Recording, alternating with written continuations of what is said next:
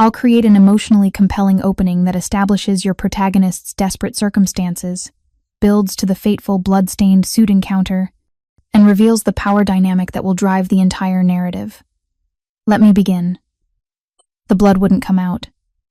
Preparing and narrating this type of story took us long efforts and hard work. So if you are enjoying the story, please consider subscribing to our channel. Elena Moretti stood in the private laundry room of the Castellano estate at 2 a.m, scrubbing at a charcoal gray suit jacket that cost more than she'd earn in 6 months. Her hands were raw from the cold water, fingers pruned and aching, but she kept working. The stain was fresh, still damp, still dark, and she knew from experience that fresh blood responded to cold water and patience. She didn't ask whose blood it was. Didn't ask why Luca Castellano's driver had handed her the suit at midnight with barely a word. Didn't ask why the fabric smelled like gunpowder and expensive cologne and something metallic that made her stomach turn. She just cleaned it. Because that was the job. Because asking questions in a house like this was the fastest way to end up without one. If you're enjoying this story so far, don't forget to hit the like button and subscribe. Drop a comment telling me where in the world you're watching from. I love hearing from you. Elena had been working at the Castellano mansion for exactly 47 days. 47 days of invisible labor scrubbing floors that gleamed like mirrors, polishing silverware that weighed more than her weekly groceries, washing sheets that probably cost more than her entire childhood bedroom set. She moved through the sprawling estate like a ghost, there but not there, present but never noticed. That was how she wanted it. Invisible meant safe. Invisible meant employed. And employed meant her baby brother Marco could stay in the group home that actually fed him decent meals and didn't smell like mold and desperation. The group home cost $800 a month. Elena made $900 working here, living in the tiny staff quarters on the 3rd floor, eating whatever leftovers the kitchen staff didn't claim first. After rent for the storage unit where she kept what remained of their mother's things, she had exactly $43 left each month for everything else. It wasn't enough. It would never be enough. But it was more than she'd had before. The suit jacket required 3 separate cold water soaks before the stain began to fade. Elena worked methodically, her movements practiced and efficient. She'd learned this skill the hard way her mother's nosebleeds in those final weeks, the sheets that needed washing in the middle of the night, the way blood set permanently if you weren't careful. Cancer had taken her mother 8 months ago.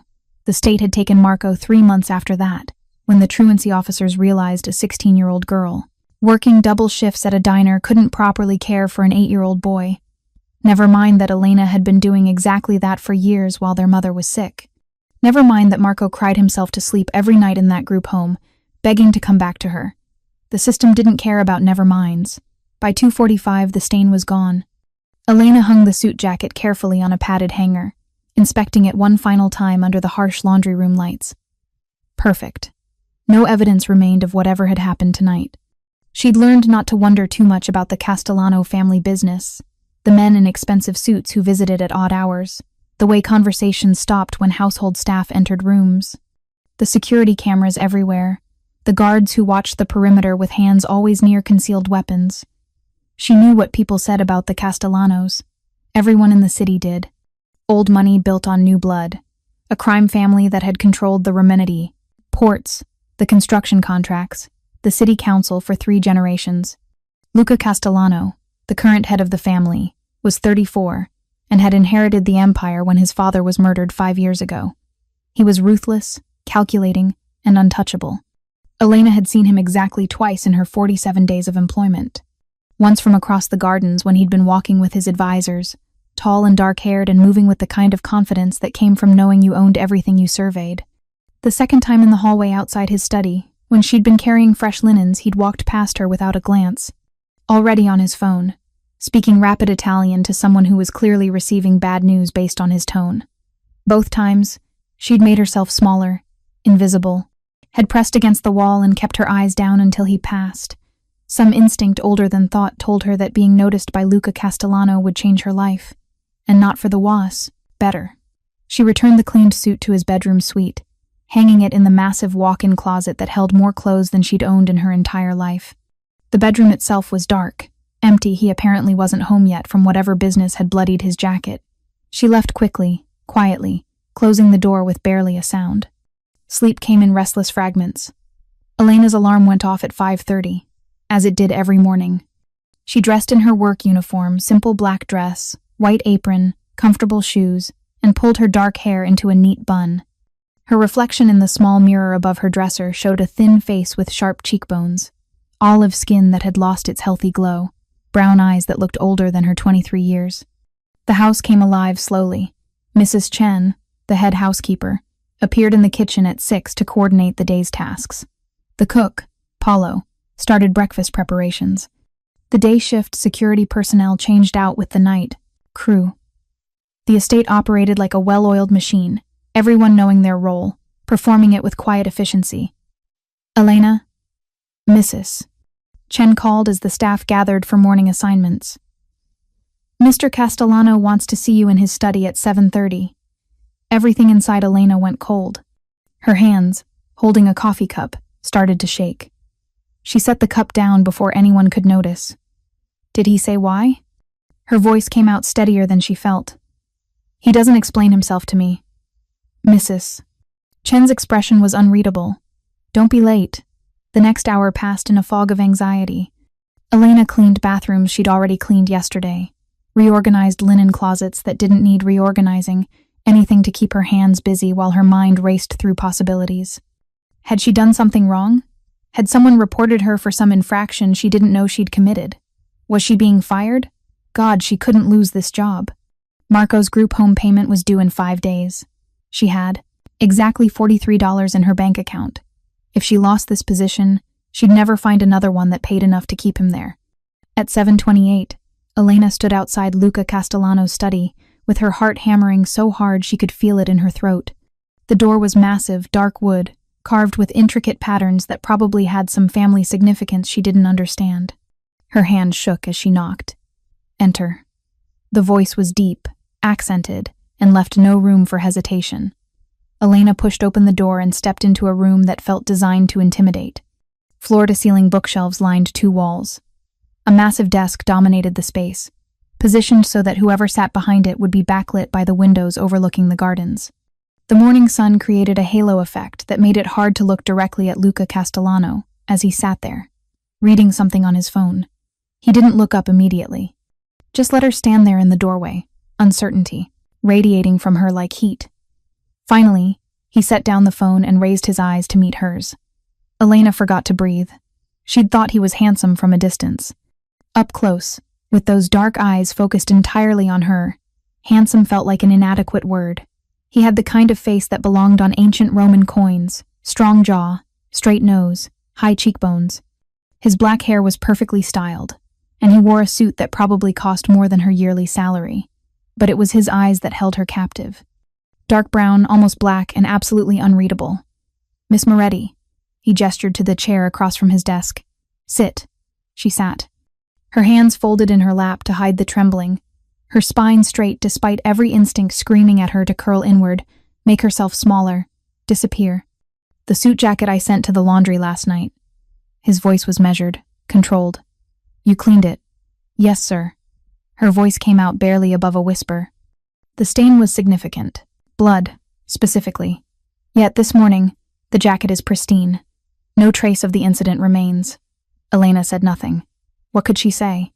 Yes, I cleaned blood from your clothing without asking questions because I desperately need this job and have learned that silence is survival. Luca leaned back in his chair, fingers steepled beneath his chin. He studied her with an intensity that made her skin prickle. Most people would have asked questions. Would have been curious, concerned, perhaps frightened by the implications of cleaning blood from their employer's clothing at midnight. It's not my place to ask questions. Sir, the words came out automatically, a script she'd learned long before coming to work here. No, he agreed. It's not. A pause that stretched too long. Mrs. Chen tells me you've been working here for 7 weeks, that your performance has been exemplary, that you're quiet, efficient, and cause no problems. I try to do my job well, sir. She also tells me you send most of your salary to a group home across the city, that you live on very little, that you never take days off, never complain, never ask for advances on your pay despite clearly needing them. His head tilted slightly. Why is that, Miss Moretti? Panic flared in her chest. How did he know about Marco's home? Had he been investigating her? Why would he care enough to investigate a maid? I have family responsibilities, sir. A brother, Marco, 8 years old. Placed in state care after your mother's death and your inability to provide adequate supervision while working. He said it like he was reading from a file, which he probably was. You visit him every Sunday, the only day off you allow yourself. Tears burned behind Elena's eyes, but she refused to let them fall. Yes, sir. That must be difficult. Being separated from him. It's temporary. She forced steel into her voice. I'm saving money. Once I have enough for a proper apartment in a good school district, I'll petition for custody again. The social worker said if I can demonstrate stable housing and income for 6 months, they'll reconsider. 6 months. Luca's expression remained unreadable. That's a long time for an 8-year-old boy to be without his sister. The words hit harder than they should have. Elena blinked rapidly, fighting the emotion threatening to spill over. She would not cry in front of this man, would not show weakness. I'm aware, sir. But it's the situation I'm in. He stood abruptly, moving to the window with his hands in his pockets. The silence stretched. Elena sat frozen, unsure if she was dismissed or expected to wait. Last night, Luca said finally, still facing the window, I dealt with a problem. A man who betrayed my family, who put people I'm responsible for at risk. The situation required immediate action and resulted in consequences. He turned to face her. The blood you cleaned from my jacket belonged to that man. Elena's breath caught. He was confessing to murder, or at least to violence significant enough to require immediate action. Why was he telling her this? I'm telling you this. He continued as if reading her mind, because I value competence, discretion, loyalty. You cleaned evidence of a crime without asking questions. You did so efficiently and thoroughly. That demonstrates exactly the kind of person I need in my household. I don't understand, sir. Most of the staff here are vetted, cleared, and aware to varying degrees of what this family does. But they've been with us for years. You're new, an unknown quantity, yet you've proven yourself trustworthy in a way that matters more than years of service. He moved back to his desk, pulled a folder from the drawer, and set it in front of her. This is a contract, a new position in my household. You would serve as my personal attendant, managing my wardrobe, handling private correspondence, maintaining my living spaces. The salary is $4,500 a month. You would live in quarters connected to my suite. Your brother would be immediately transferred to a private care facility. I own excellent schools, proper supervision, full medical care, at no cost to you. Elena stared at the folder like it might explode. $4,500 a month, Marco in a private facility. This was more than she dared to dream about. It was also too good to be true. Why? The question came out small, suspicious. Why would you do this for me? Because last night, you proved you understand the most important rule of this household. Luca's eyes met hers directly. You don't ask questions about things that don't concern you. You do your job. You keep silent. Those qualities are rare and valuable. And if I refuse? His expression didn't change. Then you continue in your current position. No punishment, no retaliation. But you'll also continue sending most of your salary to that group home, continue living on $43 a month, continue being separated from your brother for at least 6 more months, possibly longer if anything goes wrong with your plan. He was laying out her options with brutal clarity. Accept his offer and get everything she desperately needed. Refuse and stay trapped in the situation that was slowly breaking her. I need to think about it, she said. Of course. He slid a business card across the desk. My private number? You have 48 hours to decide? After that, the offer expires and we never speak of it again. Elena took the card with numb fingers, stood on shaky legs, made it to the door before his voice stopped her. Miss Moretti. She turned back. For what it's worth, I believe you'll make the right choice. You love your brother too much to let pride or fear keep you from what's best for him. The words were like a blade between her ribs. Because he was right. She would swallow any fear, accept any risk, do whatever necessary to give Marco the childhood he deserved, even if it meant binding herself to a man who casually confessed to murder over morning coffee. Elena didn't sleep that night. She lay in her narrow bed in the staff quarters, staring at the ceiling, turning Luca Castellano's offer over in her mind like a puzzle with pieces that didn't quite fit. $4,500 a month. Marco in a private facility. Her living-in quarters connected to Luca's suite, close enough to be summoned at any hour. Close enough that the line between employee and something else would blur in ways she couldn't predict. The business card sat on her nightstand. She'd picked it up a dozen times, put it down a dozen times. Twice she'd started to dial the number, then stopped. What would she even say? Yes, I'll bind my life to yours because I'm desperate? No, I'd rather struggle alone because at least that's honest. At 3 a.m, she gave up on sleep and went to visit Marco. The group home didn't officially allow visits outside scheduled hours, but Elena had learned which night supervisor could be convinced to look the other way with a box of the good pastries from the bakery near the estate. She slipped in through the side entrance, climbed the stairs to the boys' dormitory, and found Marco asleep in his narrow bed.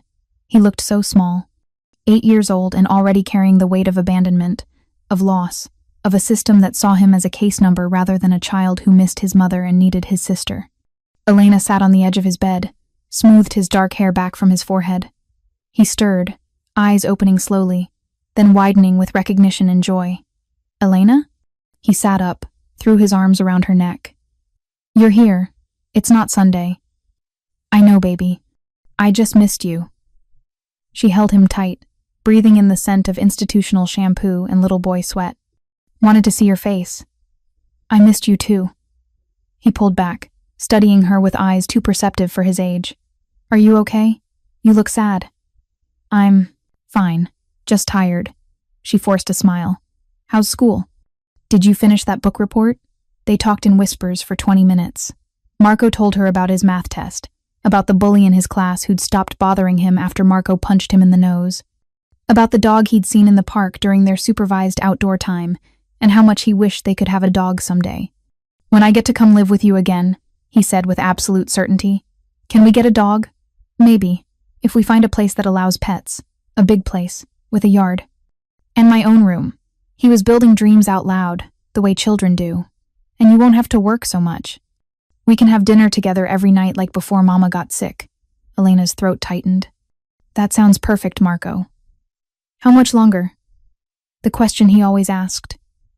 The one that broke her heart every time. How much longer until I can come home? I'm working on it. I promise. I'm doing everything I can. I know. He hugged her again, fierce and trusting. You always take care of me. Leaving him was agony. It always was. But as Elena walked back through the dark streets toward the Castellano estate, Marco's words echoed in her mind. You always take care of me. She did. She would. Whatever it took. By the time she reached her room, decision crystallizing with each step, the sun was beginning to rise. Elena pulled out her phone and dialed the number on the card before she could change her mind. Luca answered on the second ring. Miss Moretti, I accept your offer. Her voice was steady despite her racing heart. Whatever terms you set, I accept. A pause. Then, come to my study. Now. She found him already dressed in a charcoal suit, sitting behind his desk with documents spread before him. The early morning light painted everything in shades of gold and shadow. He gestured to the chair across from him. You're certain about this decision? He asked. Yes. Once you sign this contract, there's no going back. You'll be bound to this position, to this household, to me. Is that clear? It's clear. He slid the contract across the desk. Elena read through it carefully, her hand surprisingly steady now that the decision was made. The terms were, as he'd stated, salary, living arrangements, Marco's care. But there were additional clauses, confidentiality agreements that were ironclad, stipulations about her availability, her discretion, her complete loyalty to the Castellano family. One clause in particular made her pause. The employee agrees to be available at all hours for any tasks required by Luca Castellano. This includes, but is not limited to, personal assistance, household management, and any other duties deemed necessary. Any other duties? She looked up at him. That's vague. Intentionally so. His expression gave nothing away. I need flexibility. Situations arise that require trust and discretion. You've already demonstrated both. Like cleaning blood from suits. In the middle of the night. Exactly like that. Elena picked up the pen. Signed her name at the bottom of the contract before fear could stop her. Luca witnessed it, added his own signature, then locked the document in his desk drawer. Your brother will be transferred to the Meadowbrook facility today. I'll have my assistant handle the arrangements. You'll move to your new quarters this afternoon." He stood, moved around the desk to stand before her. "Welcome to your new position, Elena. I believe this arrangement will benefit us both." He extended his hand. Elena shook it, feeling the warmth of his palm against hers, the strength in his grip. When their eyes met, something passed between them, an acknowledgement of the Rubicon they'd just crossed together. "Thank you," she said quietly. "For Marco, for giving me a chance to get him back." "Don't thank me yet. You haven't seen what this position truly requires." The new quarters were nothing like the cramped staff room she'd been living in. Connected to Luca's master suite by a reinforced door, the space consisted of a bedroom, a private bathroom, and a small sitting area. Everything was elegant, soft gray walls, plush carpet, furniture that looked expensive but comfortable.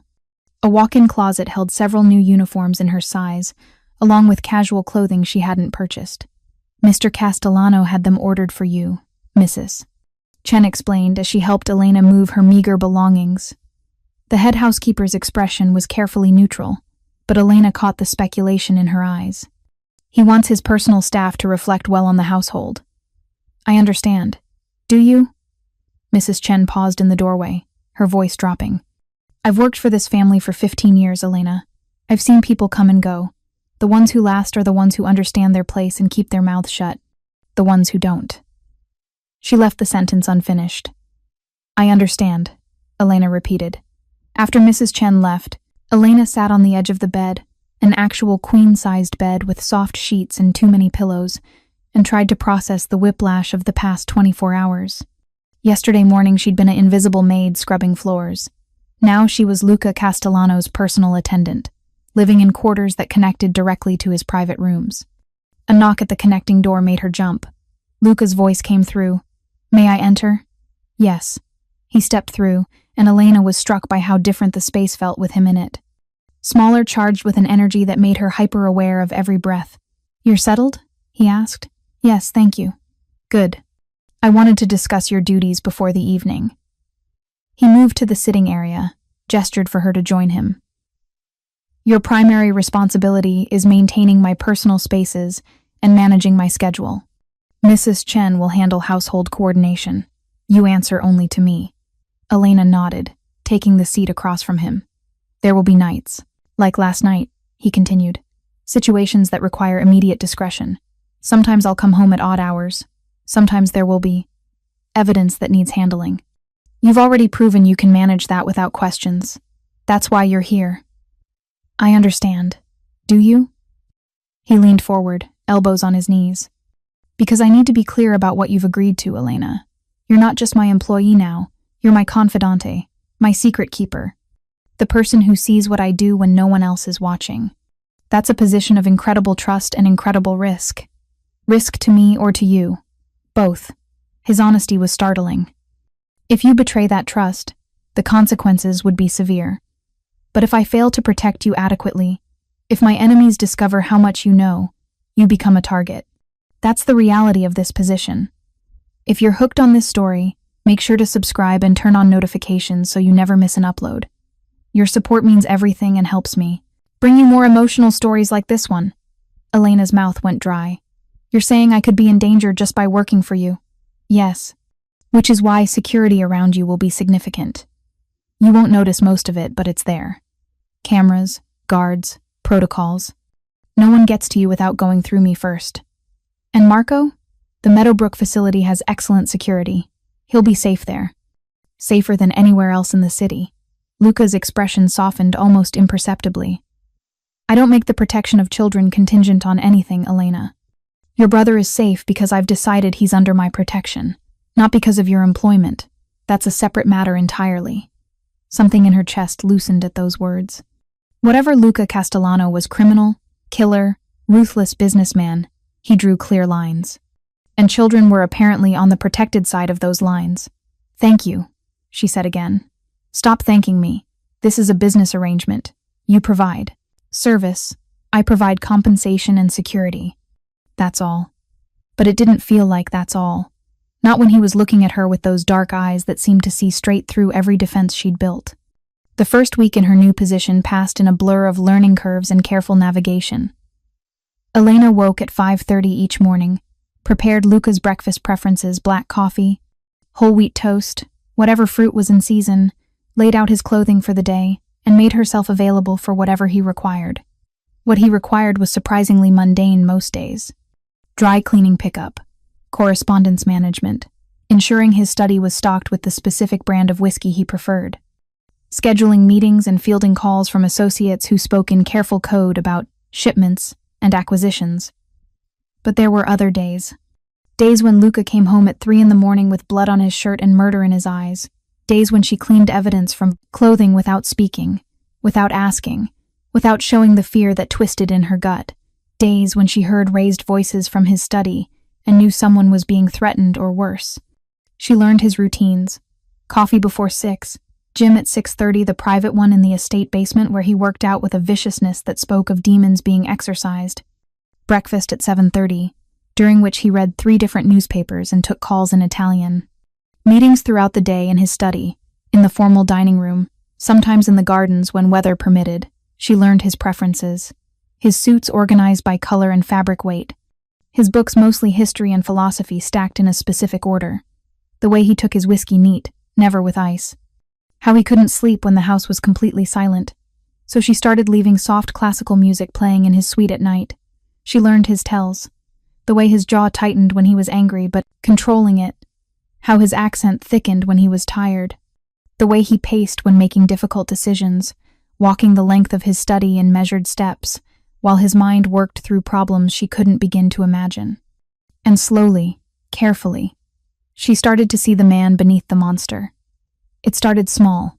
An offhand comment about his childhood during one of their rare conversations. My father believed children should be seen, not heard. I spent most of my youth invisible in this house, trying not to draw attention that would result in punishment, or the way he always asked about Marco during their evening briefings. How was your brother's day? Is he adjusting well to Meadowbrook? Never perfunctory, always genuine interest. Or the night she found him in his study at 2 a.m, staring at a photograph of a woman who looked like him. My mother, he'd said quietly. She died when I was 12. Cancer. My father remarried within 6 months to a woman who saw me as a competition for her own children's inheritance. Elena had frozen in the doorway, unsure if she should retreat or stay. Luca had gestured to the chair across from his desk. She'd sat. You understand loss, he'd continued. That's something I recognized in you immediately. It shapes people, makes them either cruel or careful.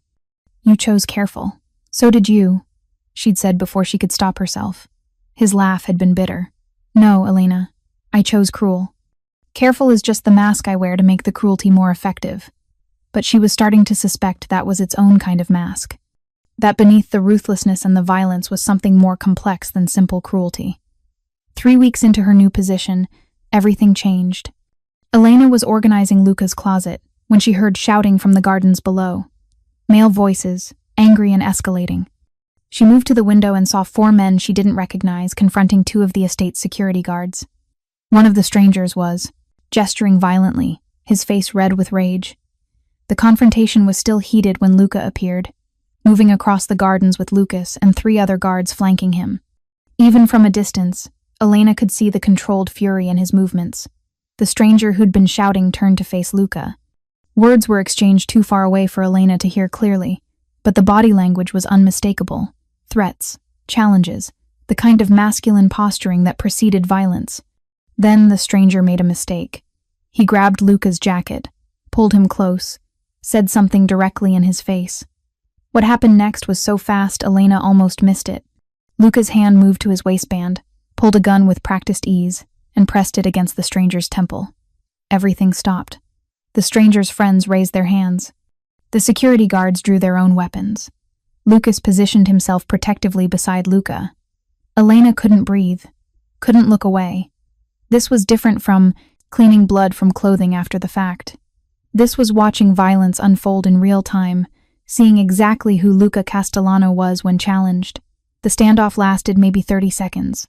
Then Luca said something, his lips moving but no sound reaching Elena's window, and lowered the gun. The stranger stumbled backward, pale and clearly terrified. Lucas and the security guards escorted all 4 men off the property, while Luca stood watching, gun still in his hand, absolutely still. When the strangers were gone, Luca finally moved. He looked up directly at Elena's window, as if he'd known she was there watching the entire time. Their eyes met across the distance. She couldn't read his expression, but something in it made her stomach drop.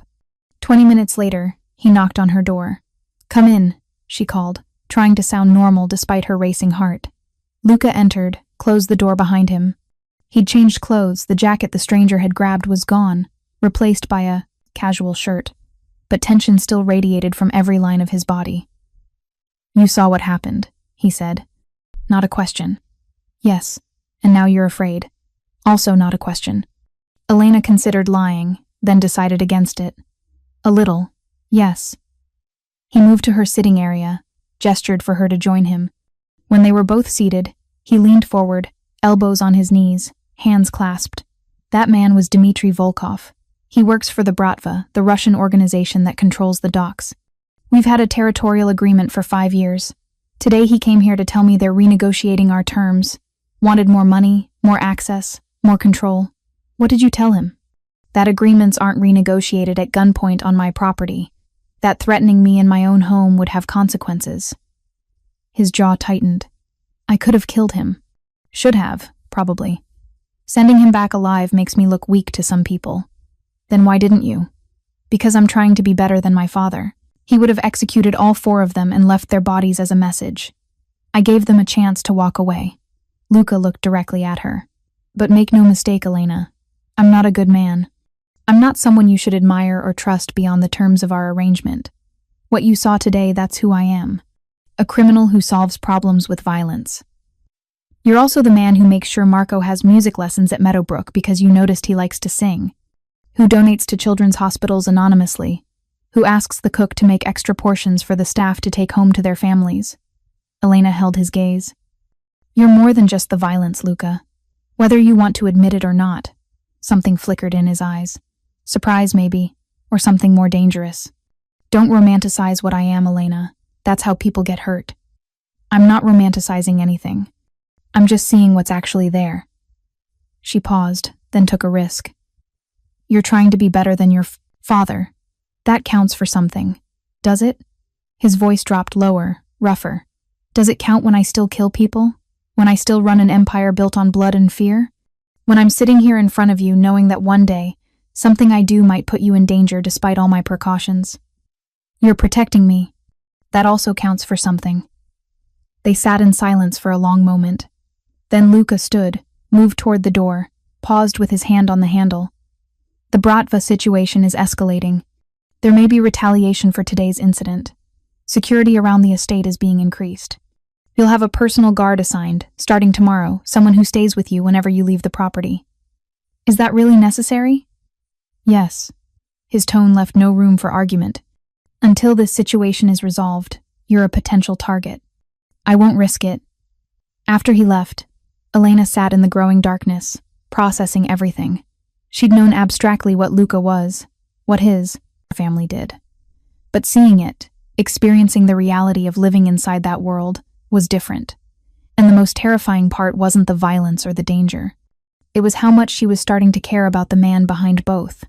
The guard assigned to Elena was named Sofia, mid-30s, ex-military, with sharp eyes that never stopped assessing threats. She appeared the next morning as Elena prepared to visit Marco at Meadowbrook. I'll be accompanying you today, Sofia said. No greeting, no small talk. Mr. Castellano's orders. The visit to Meadowbrook was surreal, with Sofia standing outside the room where Elena and Marco played board games. Her brother noticed immediately. Who's that lady? He asked, voice dropping to a whisper. Just someone from work. Don't worry about it. But Marco worried. He was 8, not stupid. Are you in trouble? Is something wrong? Nothing's wrong, baby. Everything's fine. She pulled him into a hug, hating the lie. I promise. The lie tasted like ash. That night, Luca found her in the garden. She'd taken to walking the grounds after dinner when her duties were finished, needing space to think and breathe. He appeared beside her without sound, startling her.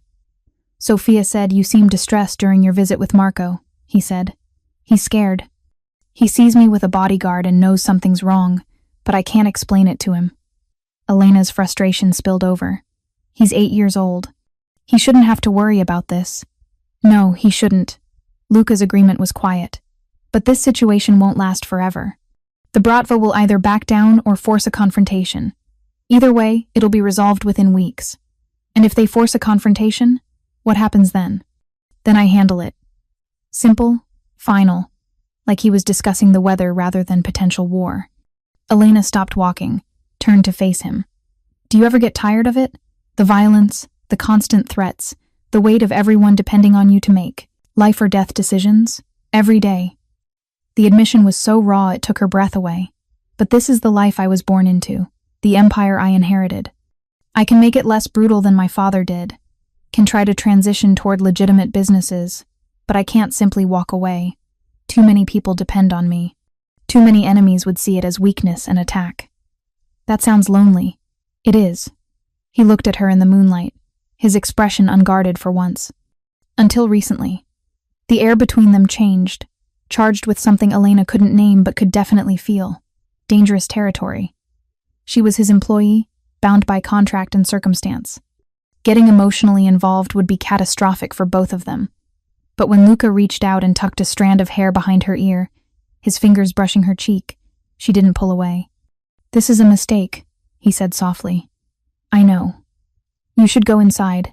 Maintain professional distance. Remember who I am and what I'm capable of. I know that too. Elena. Her name was almost a plea. Don't look at me like that. Like what? Like you see something worth caring about. Maybe I do. His hand cupped her face fully now, thumb tracing her cheekbone. You shouldn't. It'll only end badly. Probably. She was breathless, trapped between knowing this was wrong and wanting it anyway. But I'm starting to think badly might be worth it. Luca's other hand came up to frame her face, and for a heartbeat she thought he might kiss her. Wanted him to kiss her despite every reason she shouldn't. Then his phone rang, shattering the moment.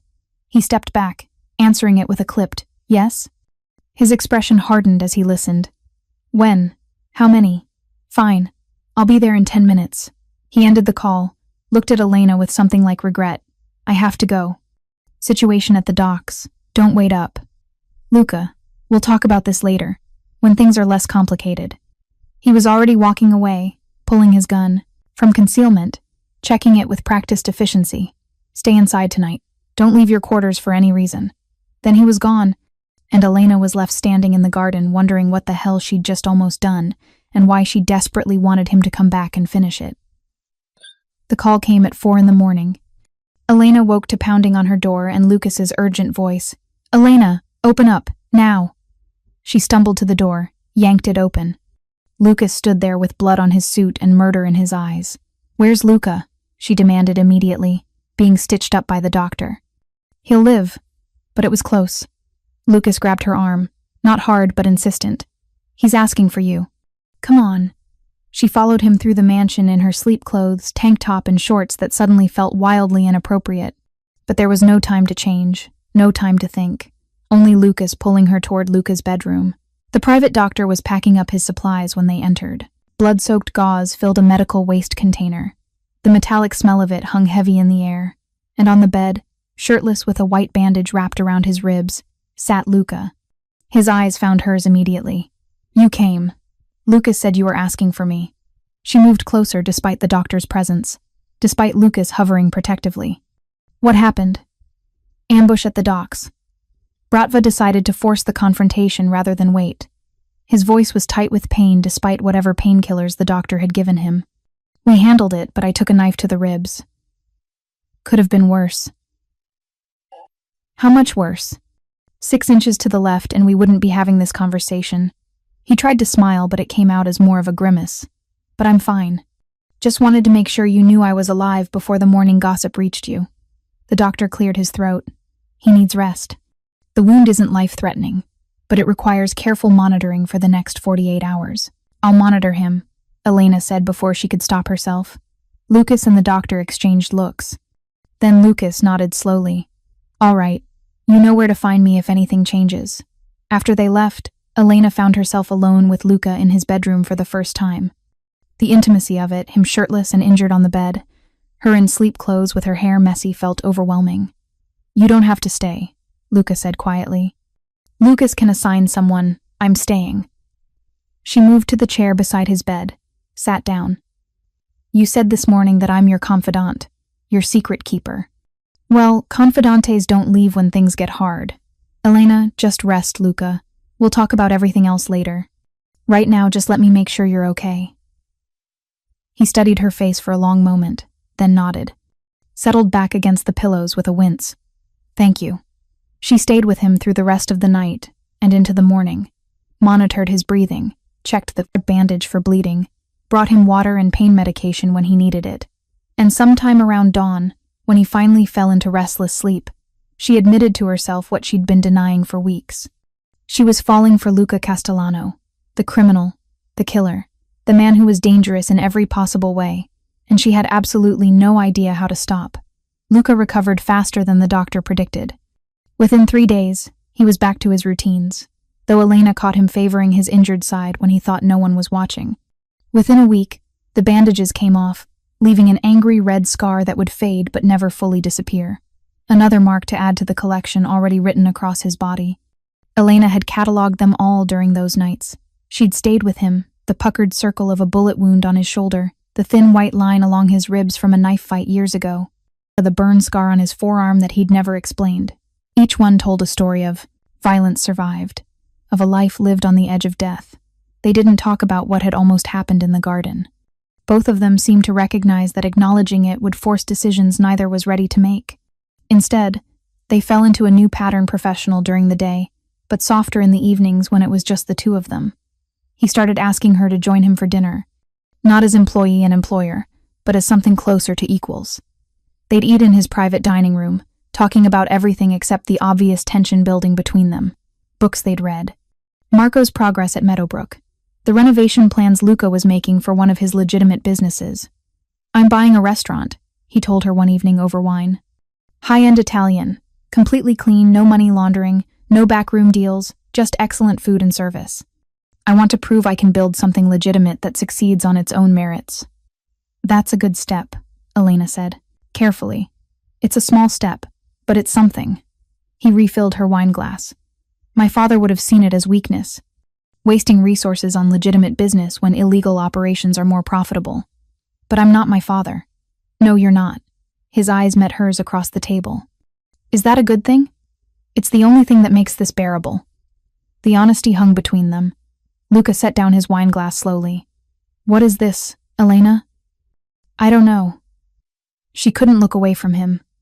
"Whatever's happening between us. Whatever I'm feeling that I shouldn't be feeling. And what are you feeling?" "Everything. Too much. Things that would destroy the careful professional distance that kept them both safe." But she couldn't say that, so she said, confused, conflicted. "Like I'm betraying every survival instinct I have by caring about you." "You should listen to those instincts." His voice dropped lower. "Caring about me is dangerous, Elena. In ways you can't fully understand. Yet. Then help me understand. Stop being cryptic and just tell me what you're trying to warn me about." Luca stood, moved to the window overlooking the gardens. His reflection in the glass looked haunted. "The Bratva situation isn't over. We eliminated the immediate threat, but their leadership is demanding restitution. They're calling for a meeting, a formal sit-down to renegotiate terms. That sounds positive, diplomatic. It's a trap." He turned to face her. "They're going to try to kill me, Elena. The meeting is just pretext. They want to eliminate the problem at its source." Her blood turned to ice. "Then don't go. Send someone else. There has to be another way. If I don't go, I look weak. Every enemy we have will see it as an opportunity. The organization I've spent 5 years building will fracture. People who depend on me for protection, for income, for survival, they'll all be vulnerable." His jaw tightened. "I don't have a choice. There's always a choice. Not in my world." He moved closer, close enough that she could feel the heat of him. "This is what I tried to explain to you. This is why caring about me is dangerous. Because one day, maybe tomorrow, maybe next week, I won't come back, and you'll be left dealing with that loss, while also managing whatever fallout occurs. So what are you saying? That I should stop caring? That I should just turn off whatever this is between us?" Yes. But even as he said it, his hand came up to cup her face. That would be the smart thing. The safe thing. I'm tired of being smart and safe. The words came out before she could stop them. I've spent my entire life playing it safe, making careful decisions, never taking risks. And where did it get me? Alone, struggling, separated from my brother. Maybe it's time I made a choice based on what I want instead of what's practical. Elena, what do you want, Luca? She pressed. Not what's practical or safe or smart. What do you actually want? You. The admission was raw, torn from somewhere deep. I want you in ways that are completely inappropriate given our arrangement. I want to wake up with you in my bed. Want to come home to you after difficult days. Want to build something with you that has nothing to do with contracts or obligations. His thumb traced her cheekbone. But wanting something doesn't make it right or possible. What if I want the same thing? Then we're both fools. Maybe. Elena's heart was racing so fast she could barely breathe. But I'd rather be a fool who took the risk than someone who played it safe and regretted it forever. Luca's control shattered. He pulled her against him and kissed her with everything they'd both been holding back for weeks. Elena kissed him back with equal desperation, fingers tangling in his hair, body pressed against his despite the careful distance they'd been maintaining. It was intense and overwhelming and perfect. Everything she'd imagined and more. Luca kissed like he did everything else with complete focus and devastating skill. His hands on her waist, her back, pulling her closer like he couldn't get enough. When they finally broke apart, both breathing hard, his forehead rested against hers. This changes everything. I know. If we do this, if we cross this line, there's no going back to professional distance. We become something else. Something more complicated. I'm already complicated where you're concerned. She cupped his face, feeling the slight stubble on his jaw. At least this way we're complicated together. He kissed her again, softer this time, then pulled back with visible effort. I need to handle the Bratva situation first. Need to survive the meeting and resolve the territorial dispute. Can't afford to be distracted. When is the meeting? 3 days. He stroked her hair back from her face. 3 days, and then either this problem is solved, or I'm dead. Either way, you'll have your answer about whether pursuing this is worth the risk. Don't talk like that. It's reality, Elena. I go into that meeting knowing there's a significant chance I don't come back. Need you to be prepared for that possibility. Tears burned behind her eyes, but she refused to let them fall. You're coming back. You have to. I'll do everything in my power to make that happen. He kissed her forehead, her cheeks, her lips. But if something goes wrong, if the worst happens, Lucas has instructions. You and Marco will be protected and provided for. The contract we signed ensures that. I don't care about the contract. I care about you. I know. That's what terrifies me. The next 3 days were torture. Elena went through the motions of her duties while fear ate away at her from the inside. She cleaned Luca's study, organized his correspondence, laid out his clothing, all while knowing each task might be the last time she performed it. Luca was different too. More focused, more intense, like he was preparing for war. He spent hours with Lucas and his other advisors, planning strategy, running through contingencies. She'd catch him looking at her sometimes across the dinner table, in passing in the hallway with an expression that made her chest ache, like he was memorizing her, like he was saying goodbye. The night before the meeting, he came to her quarters. She was reading in bed, trying to distract herself from catastrophic thoughts. He knocked on the connecting door, and when she called for him to enter, he appeared in casual clothes, jeans, and a t-shirt she'd never seen him wear before. Can't sleep, he said simply. Neither can I.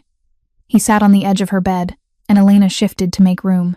They sat in silence for a long moment before Luca spoke. Tell me about Marco. What was he like as a baby? The question surprised her. Colicky. Cried constantly for the first 6 months. Drove my mother crazy, but she loved him so much. Elena smiled at the memory. He was my little shadow growing up. Wanted to do everything I did. When I learned to read, he'd sit beside me with his own books, pretending he could read too. He's lucky to have you. I'm lucky to have him. He's the only family I have left. Not the only family. Luca's hand found hers in the dim light. You have me now. For whatever that's worth. It's worth everything. She squeezed his hand. Come back tomorrow, Luca. Whatever it takes, Just come back. I intend to. He pulled her closer, wrapped his arms around her. But if something goes wrong, nothing's going wrong. You're going to walk into that meeting, handle the bratva, and come home. Then we're going to figure out what this is between us without death hanging over our heads. He kissed the top of her head. You make it sound simple. It is simple. You survive, we figure it out. That's the only acceptable outcome. They fell asleep like that, tangled together in her bed. Elena woke once in the night to find Luca still there, his breathing deep, and even his arms secure around her.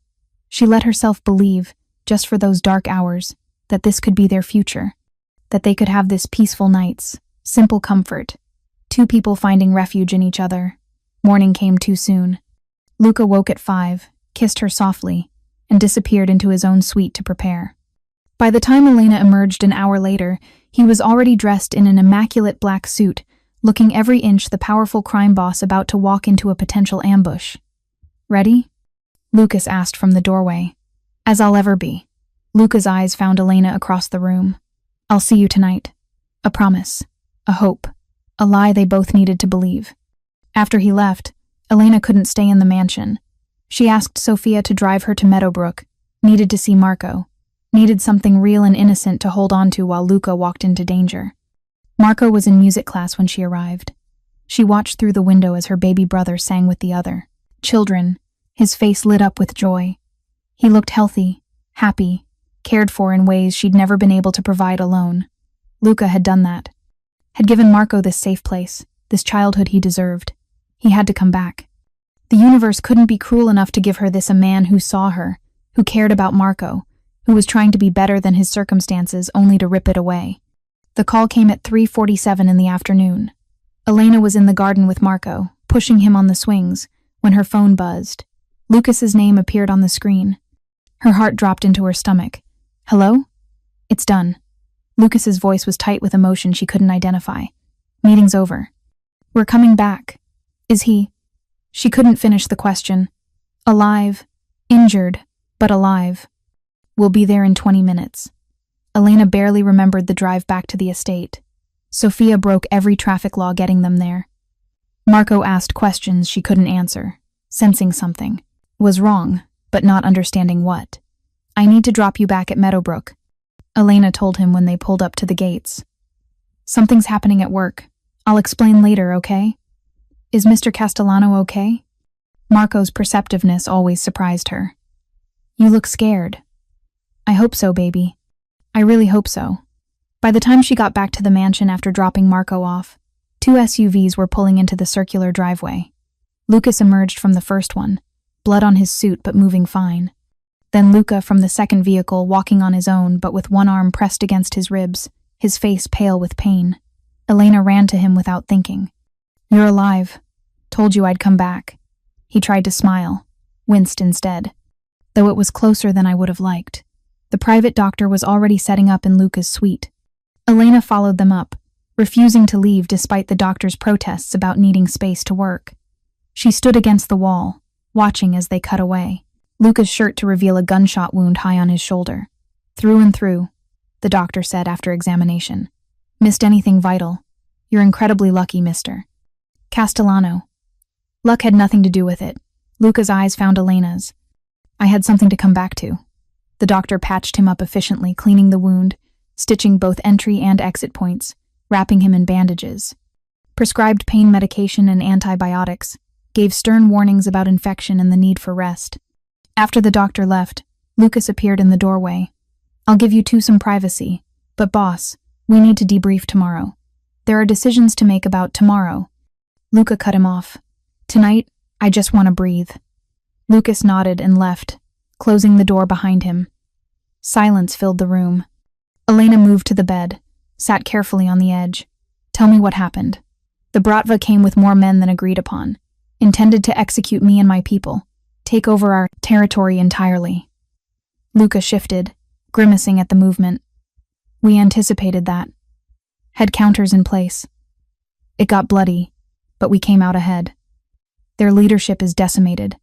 The survivors have agreed to our original terms. So it's over. The territorial dispute, the threat. This one is over. There will always be others.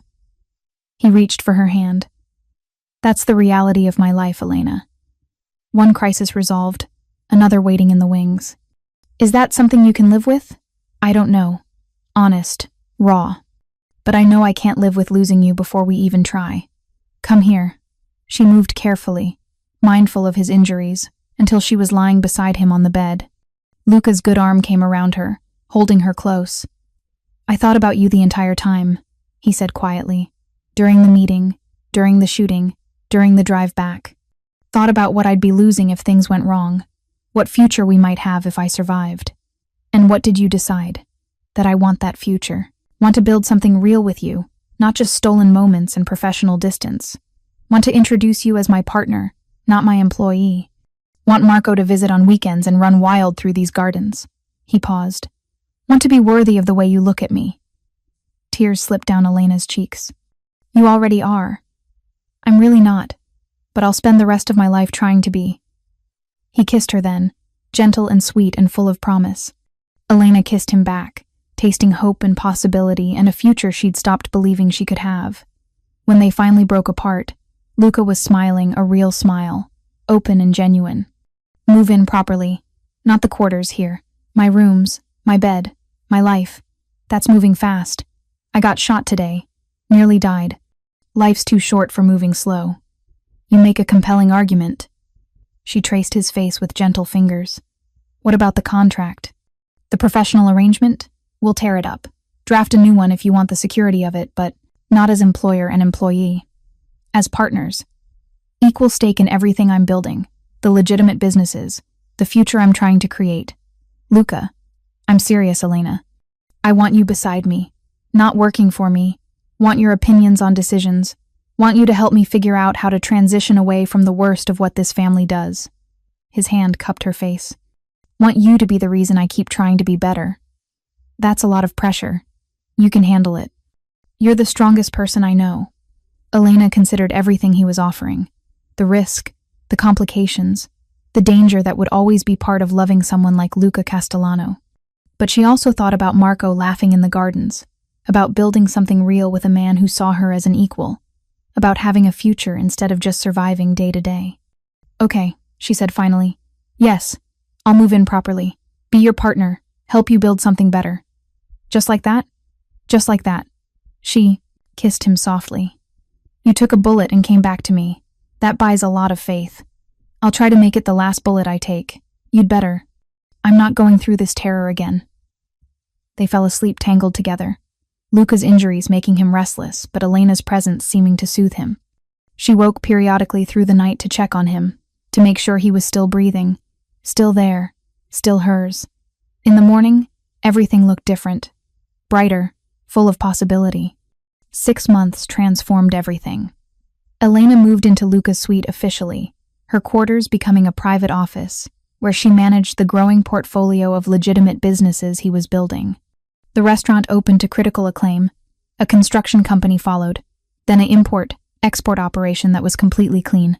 Slowly, carefully, Luca divested from the criminal enterprises, handed off territory to trusted people, negotiated exits from agreements that had bound the family for generations. It wasn't fast, wasn't easy, but it was happening. Rome wasn't built in a day. Lucas observed during one particularly frustrating negotiation. But you're building something better than Rome, boss. Something that might actually last. Marco visited every weekend. Luca had his suite converted into a proper guest room decorated with everything an 8-year-old could want. They'd spend Saturdays exploring the city, Sundays cooking together in the mansion's kitchen. Marco adored Luca, looked up to him with uncomplicated hero worship that made Elena's heart ache in the best way. When can I come live here permanently?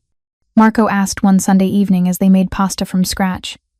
I love Meadowbrook, but I miss Elena. Miss being a real family. Luca glanced at Elena, something significant in his expression. Soon, actually. We've been working on that. What do you mean? I mean, Elena knelt beside her brother, that I've been approved for custody again. You're coming. Home, Marco. For real this time. The joy on his face was incandescent. He threw his arms around Elena, crying and laughing simultaneously. Really? Actually, really? Actually, really? The social worker signed off on everything last week. You can move in next month. After Marco went to bed that night in his new room, already practicing what it would be like to live there permanently, Elena found Luca on the balcony off their bedroom. He was staring out at the city, a glass of wine in hand. "Thank you," she said, wrapping her arms around him from behind, "for making this possible, for giving me my brother back. You did that yourself, built a stable life, proved you could provide for him." He turned in her arms. "I just provided the resources. You did the hard work. We did it together. Together." He smiled, pulled a small box from his pocket. "Speaking of together," Elena's heart stopped. "Luca, let me finish." He opened the box to reveal a ring, elegant, simple, beautiful. "I know this is fast. I know we've only been together 6 months. But I also know I want to spend the rest of my life with you. Want to make this official. Want Marco to have stability and security. Want to build a family with you."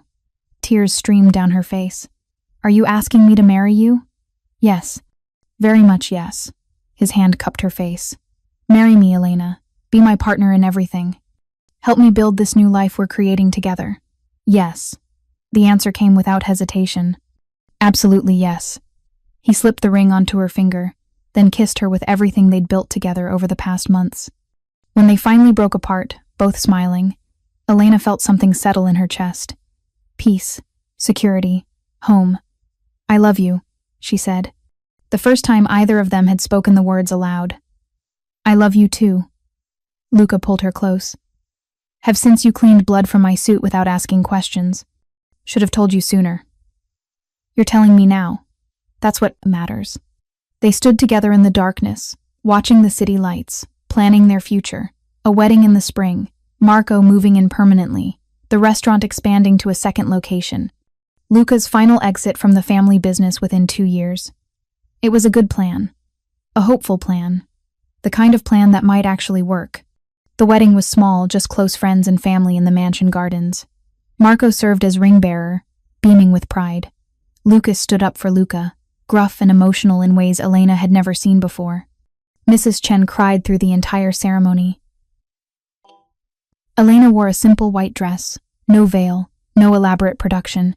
Just her and Luca promising themselves to each other in front of the people who mattered most.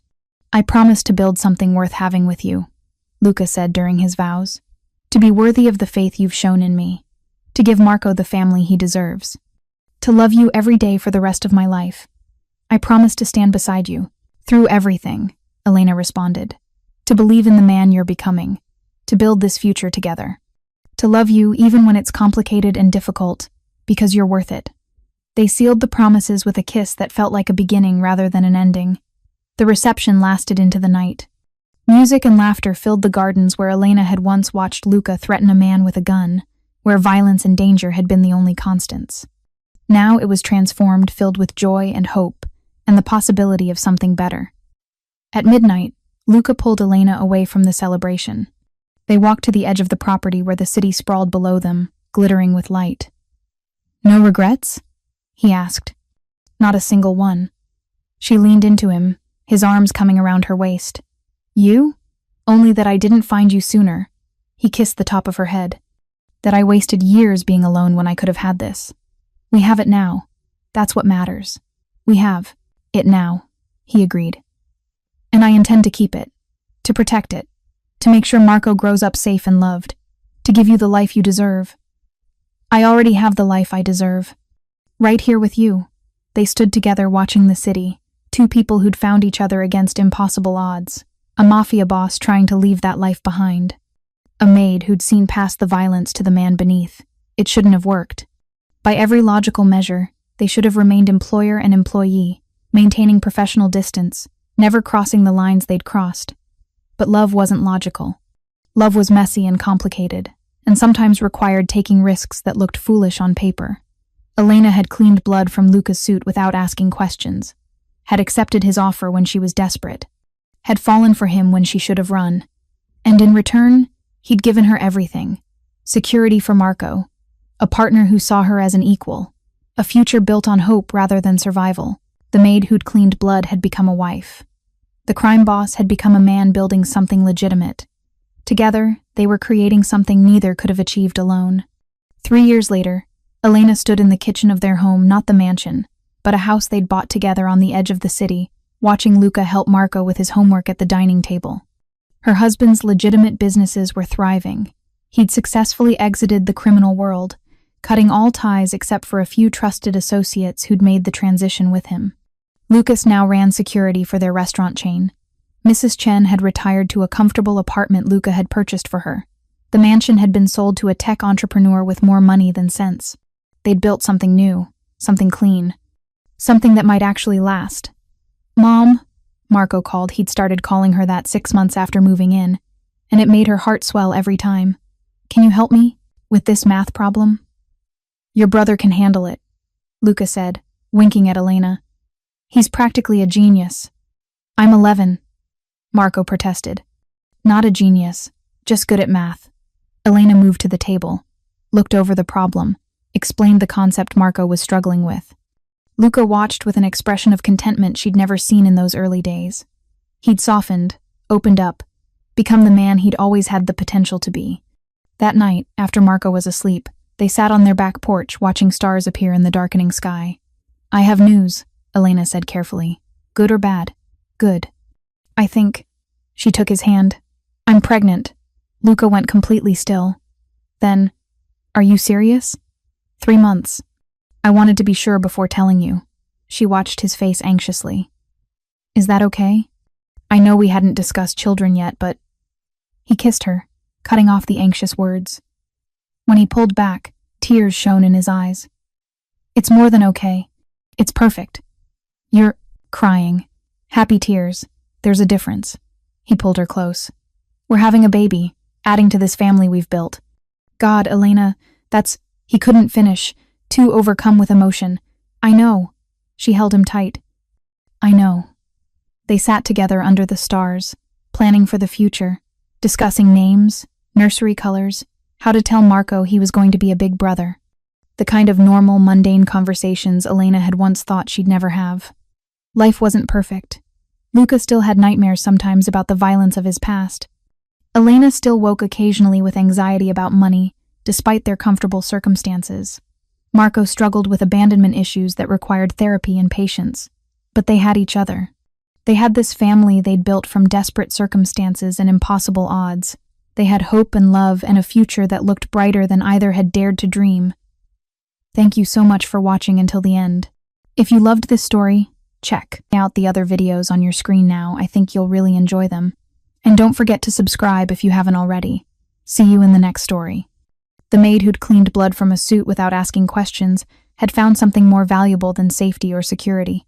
She'd found home, found family, found a man who'd been willing to change his entire life to build something worth having with her. And Luca Castellano, who'd inherited an empire of blood and violence, had discovered that the most powerful thing he could build wasn't criminal territory or fear or control. It was love. Simple, complicated, messy, beautiful love. They'd both taken impossible risks, had both chosen each other when logic said they shouldn't, had both believed that something better was possible even when circumstances suggested otherwise, and in the end, they'd been right. Sometimes the most courageous thing you can do is clean blood from a suit without asking questions. Sometimes trust and discretion open doors to futures you never imagined possible. Sometimes the monster is just a man waiting for someone to see him clearly. Sometimes love finds you in the darkest places and transforms everything into light. Elena and Luca had found that light together, and they intended to keep it burning for the rest of their lives. Preparing and narrating this type of story took us long efforts and hard work. So if you are enjoying the story, please consider subscribing to our channel